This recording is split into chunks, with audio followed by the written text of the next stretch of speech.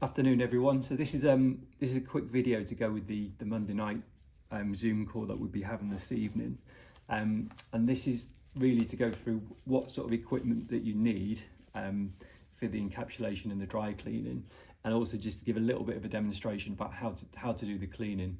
All the list of everything that you see we'll go through on tonight's call. We'll send you a list of what you need. More people have started to use this method of cleaning upholstery, so what we needed was a sort of definite list of what you really need to buy. There's a few variables and you can buy different types of things, but in terms of the drills, but the rest of it is pretty much everything that you'll need to get started and to carry out the cleaning. So more so today we're going to be going through the encapsulation cleaning, which you'd either use Dynamite or Atomic. So both similar products. Atomic is probably a little bit better for upholstery because it's a citrus. It's better on sort of grease, so where you get like head grease and things on upholstery, it's probably better than that. It's a good brightener too, so a bit like Dynamite, when you put it on, it'll help brighten things up. But either one's fine. But I'd probably recommend Atomic on upholstery, but whichever you use is your preference. So things that you'll need to carry out the cleaning. So you've got your tarpaulin, which is a must, because if you're putting solvents, which is the dry cleaner, or you're putting peroxide, which is saying Dynamite, onto a customer's furniture and it's getting on the floor or the carpet, you need some sort of covering. So whether that is, because it's going to be low moisture, you don't need to go overboard. So it could be a tarpaulin, it could be a dust sheet if it's easier to carry around. It's not going to get soaking wet. It's just to stop there any sort of splashes and drips dripping on things like wooden flooring or tile flooring, stuff like that. So what else do you need? So you've got your gloves. So gloves are a must in this. If you're touching your solvents or you've got your peroxide, some of you will know if you've used Dynamite before and you've not had gloves on, your hands will go white and they'll be white for a couple of hours.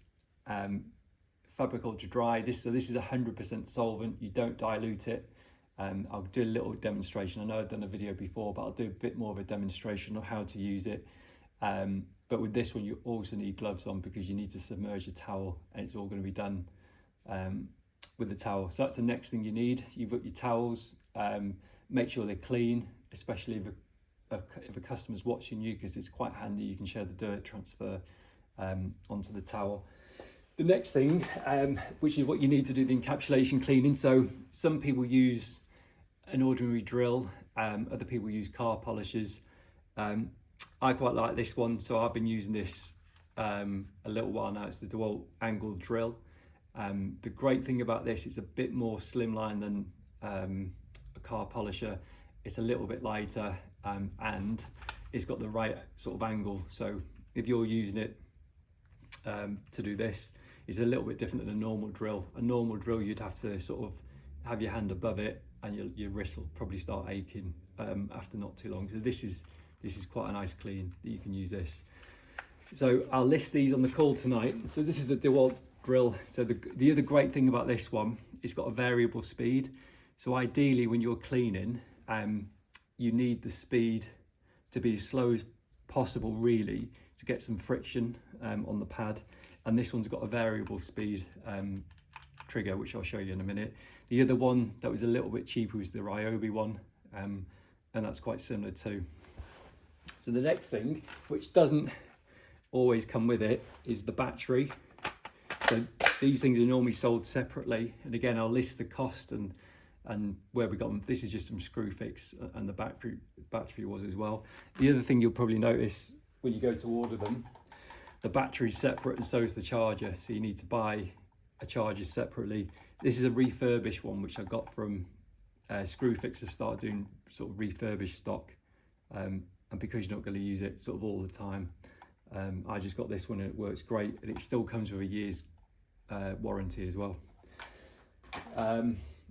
So that's those. You've got this drive board. So this is from Restimate. Again, we'll list it later. And it's a little bit different from the normal bonnet drive pad, which has got the bristles on. So this is a Velcro one, which is better for the Ironman pads, which I'll go through in a second. The only disadvantage, like any sort of American products, is you've got the round drill bit, which isn't great. So we've also sourced some new drill bits, so you don't have to start squaring them off with an angle grinder or something.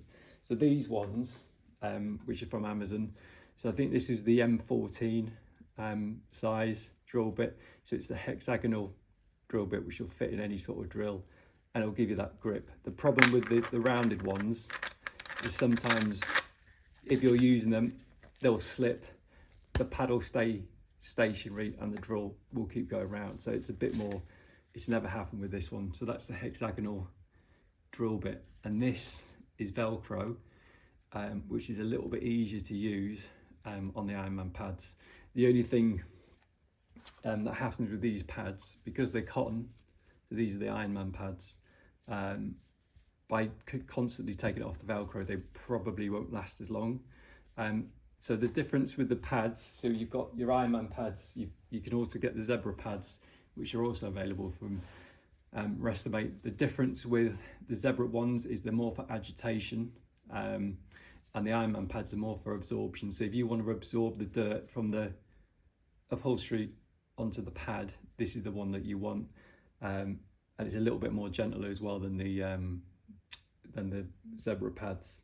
So the other thing you can get for agitation, if you want to agitate, you can get your normal drill brush as well, which can be used on upholstery. This can be used if you're wet cleaning, so if you're going to use the hot water extraction method and you want something that's going to agitate, so if you're using Fabric Ultra or HD or whatever it might be on the upholstery and you want to agitate it rather than a brush, you can still use your angled drill, and you can use this for agitation, which is probably a little bit better.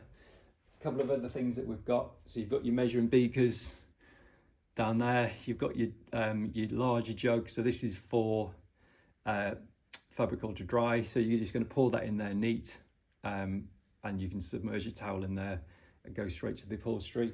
You've also got these mitts, which you can get from Restimate. So these mitts, again, they're cotton mitts with a bit of an agitation strip on, so you can use these. So if you're short of time, or you've only got like a sort of tiny little bit to do, you could use one of these as well rather than getting the drill out. You could also use the towel still. I sent a video the other week into the chat about just using it with the towel method, so that's just as good. So they're the pads. Sprayer, so I'm using just a 1 litre, one of the Mercury sprayers. The reason I'm using this one today, I'm only going to clean sort of one of the cushions, so whichever sprayer you use, whether it's this one, your larger one, is entirely up to you. You could probably clean a sofa or a chair with a 1 litre sprayer. So one of the ideas of this is it's low moisture, so you don't need to soak it, and there's a few ways you can do it with the pads, which I'll show you in a second as well. So onto the upholstery. So where these methods are great is if you go into a job and there's a couple of times you might be unsure of the fabric. So these are perfect, both products are perfect. If you're going to start off with one and you're completely unsure what to use, you go to Fabric Ultra Dry, Dynamite, and then a hot water extraction clean, in that order. So always, if you're very, very unsure and it looks quite expensive and delicate and it's not very dirty, then you can use the Fabric Ultra Dry first. Dynamite or Atomic, they're low moisture, so there's still going to be some moisture on, but not a lot, and it's normally dry within sort of half an hour to an hour. So that's pretty much it on the kit that you'd use. The upholstery that we're cleaning today, I did a burns test on this a couple of weeks ago on one of the calls.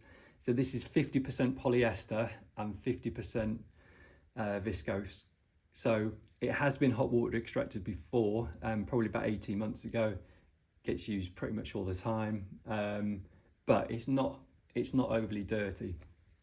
So the first things first, which I've already done, would be to vacuum everything. So one thing you need to do, whether it's the dry cleaning or the low moisture cleaning, or with anything really, you need to make sure it's thoroughly vacuumed, but more so with this, because what you don't want to be doing is just moving the dirt around and spreading the dirt. So we'll cover this on tonight's call, but how does the encapsulation cleaning work? So the product works by, when it comes into contact with soil, so whether that's by spraying it on or agitation, so you'll still get some agitation and absorption with the pad, but there's still going to be some soil left in the sofa and the upholstery, even after using the pad. So after using the pad, you can still towel it down afterwards as well to get some more off. But what happens is when it comes into contact with the dirt, it basically encapsulates it. It turns it to so it's inert. So even if it becomes wet again, it can never stick to that upholstery again. So once it's encapsulated, it'll turn it into a fine dust. So to do that, you need to leave it until it's thoroughly dry before that. But it's a microscopic dust. So you can't see it. You can post vacuum if you want, but you need to wait until it's completely dry. However, you don't need to, because there's no danger of it sticking to the upholstery again, even if it's wet, and that's the same for carpets. So you can just leave it, and whoever vacuums the next time, it will vacuum up any of the dust, or the dust will just move in the air because the particles are so small. But there's no chance of it ever sticking again, even if it becomes wet. So that's the other advantage of using it. But make sure you've got a thorough, you've thoroughly vacuumed it beforehand. The other great thing about this is obviously if you've got access issues where you've got steps, you can't get the enforcer up there, anything like that, or you come in and you see a sofa and it's actually not that dirty, we've had some questions on the dry cleaning. You can use the dry cleaner on anything. It doesn't matter whether it's synthetic or natural fibre. Again, with dynamite, you can do the same thing. So even if you go in to see a sofa and it's quite pristine, and it might be 100% polyester, you can still use these products. The drier you keep upholstery, the better. It leads to less problems. And if you can start off that way, even better still. So if we get set up, just move these out the way for now. So I've already mixed up some dynamite in here. So it's 40 ml per 1 litre, which is perfect. So just in your small measuring jug, measure up 40 ml. Make sure you give it a good shake. So things that we'll need for this, so you've got your Velcro dry pad. Just put this in here.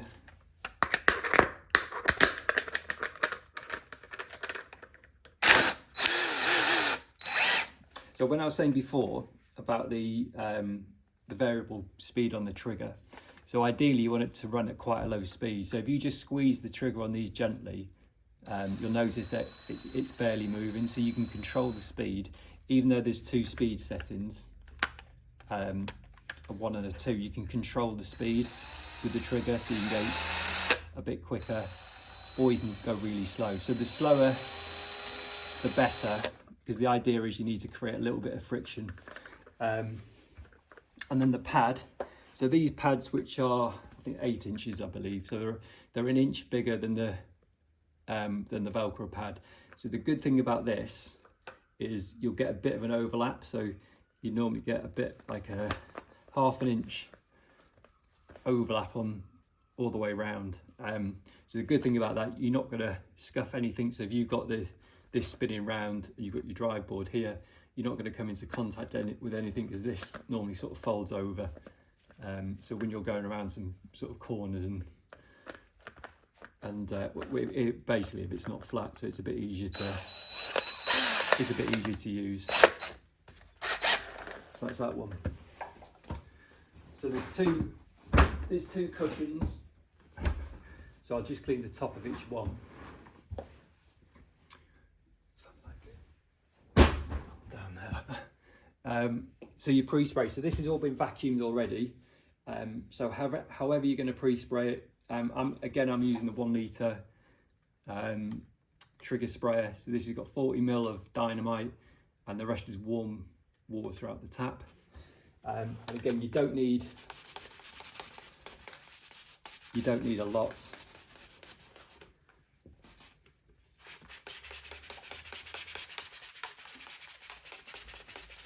If you're doing a whole sweep, it's probably going to be better using your bigger sprayer. You can use the 2 litre or 1.5 litre Venus sprayers as well, whichever one you choose to use.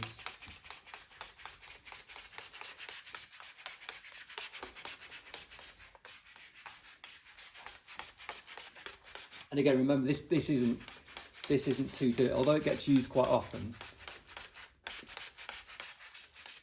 And there are some pets in this place as well. You don't need to soak it. So with your pad, there's 2 options you can use these pads for. So if you're looking for a super dry clean, you can use a dry pad. So if I went over this now with a dry pad, it's going to cause a bit more friction. You're going to get more absorption, and the upholstery is going to be drier quicker because you're taking a lot of that moisture off. The other option is, if you've got a little bit of a more, say, dirty sofa and you need it cleaning a bit more, you can damp the pad. So there's 2 ways you can do that. You can submerge the pad a little bit like you would with carpets, or you can just soak the pad with the sprayer. Again, you don't need it really wet. And again, just start slow to start with. Let's make sure that's on.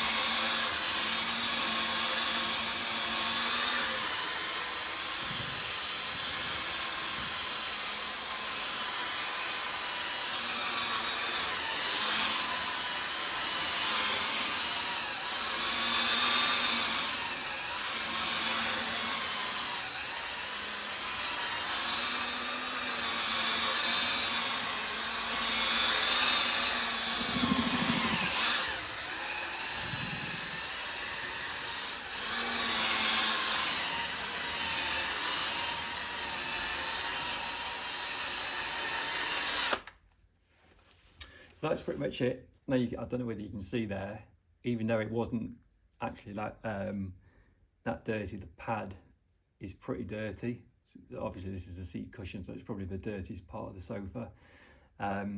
So that's that part of it. Now, after you've done that, there's another couple of options. You can leave it to dry. Now, any dirt that's still on there, so that will encapsulate the dirt and it'll turn into a dust. So that'll either just come off, or when you post vacuum it, but to post vacuum it's got to be dry, and then it'll turn into like a microscopic dust. The other thing that you can do, if you wanted to, you can either get a towel, another clean towel, and you can quickly wipe over it. I'd probably only suggest doing this on the seat cushions or the arms of the sofa where it's a bit more bad. The other good thing about this is it's taking a little bit more dirt off as well, but not as much as the pad. The other good thing about this is it dries it a little bit more as well. So these will take about 30 minutes to an hour to dry.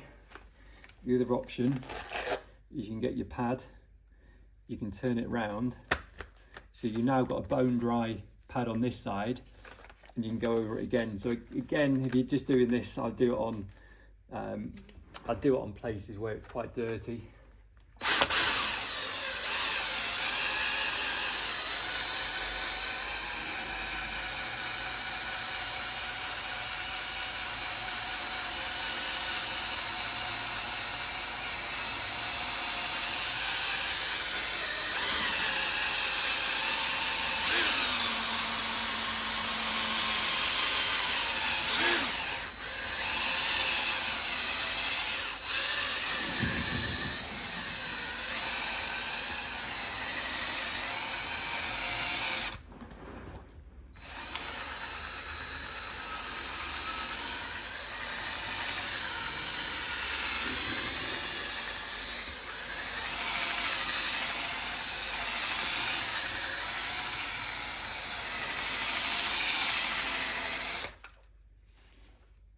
So you've got a little bit more dirt, but not a lot. Probably looks a little bit worse on camera. And that's pretty much it. So that will dry. It's pretty, there's not much moisture at all on there now. So probably within an hour that'll dry. So it's ideal for this sort of situation. If you wanted to, you could put a dry pod on, but there's probably no need, to be honest, because it's just going to dry pretty quickly anyway. There's not been a lot of moisture applied. And the other good thing about this, it can get you out of situations if you go in and you've got your drill and you've just, I don't know, there might be a bit of a mark where the dog's left a mark on the edge of a sofa or something. So you could say to the customer, look, I can sort that out. You can get your drill out, a bit of dynamite in a trigger sprayer or atomic, and sort that out. There's other things where you can do it with the dry cleaner as well. But that is pretty much it. And for something which didn't look too bad, it's done quite a good job. So obviously you do the whole cushion, and you do the sofa as well. It will dramatically cut down on any sort of cleaning time that you have. So the second video I was going to touch on again was the Fabric Ultra Dry. I'll just get my. So with this product, you're going to use it neat, so there's no need to dilute it.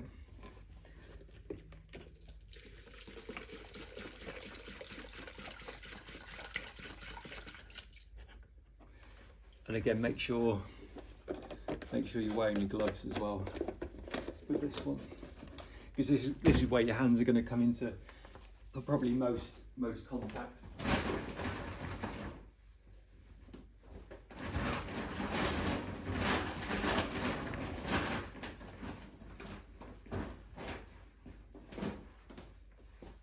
So then you'll need a towel, and to do this, again, it's all been vacuumed, but you literally submerge the towel, leave it to soak.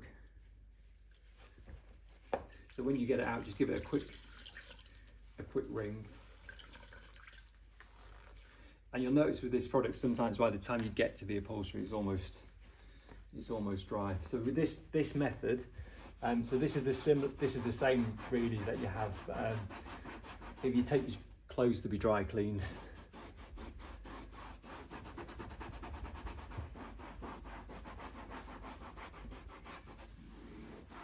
And this is quite good. I think I might have dry cleaned this sofa before as well. I'm not sure you can see that, but you take any sort of dirt off. As far as stains are concerned, stains are always better to be sort of extracted. So there's nothing stopping you from getting your enforcer. You can extract any stains. You can still dry clean the rest of it.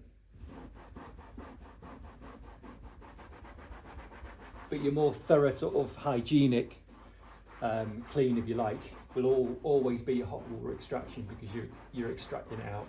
So as you go out the list, you've got your hot water extraction, you've got your encapsulation, then your dry cleaner in that order. But you can get some really good results with the dry cleaner. So headboards is another one, which are prone to, like, if you've got studs on a headboard where they rust. This is your best option by far.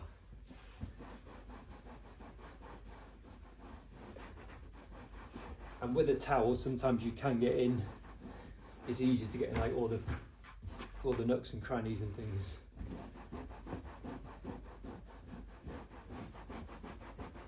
So this solvent, although it's a dry cleaner, it's quite good because it does smell like when you close up into the dry cleaner, so it gives that nice sort of clean smell, although it is pretty strong. So you're best off sometimes saying to your customers not to use it for a few hours. Sometimes I've even said to customers, look, don't use it until the next day, because you're still going to get that smell, that solvent smell coming off it. So depending on how sort of how your customers are, some of them don't really like the smell, so it might be best, even though it's dry, just telling them not to use it into the next day. But if you open the windows and things, normally the smell doesn't last that long. The other place this is good for is like makeup stains on a carpet and stuff. It's quite easy to get those out with the dry cleaner. Anyway, got a bit of dirt on there. And that's pretty much it. So we'll go through it on the call later this evening in a bit more detail. But that's a quick overview of the encapsulation cleaning and the dry cleaning for you to have a look at. I'll speak to you later.